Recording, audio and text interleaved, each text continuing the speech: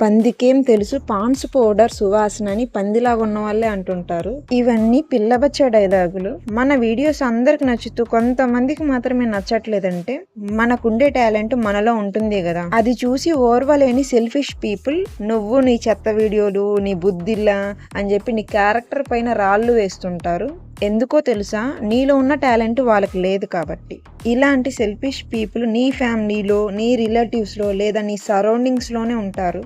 అలాంటి వాళ్ళ మొరుగులు పట్టించుకుంటే మీరు అసలు ముందుకే పోలేరు. వాళ్ళ పనేంటి, కుక్కల్లా మొరగడమే.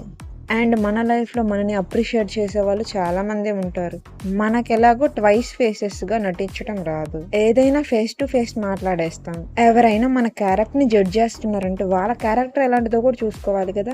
గలగల అరిచే వాళ్ళనైనా నమ్మొచ్చు కానీ సైలెంట్గా ఉండే వాళ్ళని అస్సలు నమ్మకూడదు. పనికి మాలిన వాళ్ళు వాళ్ళ పని వాళ్ళు చూసుకోకుండా ఎప్పుడు పక్కన వాళ్ళ పైన పడి చేస్తుంటారు.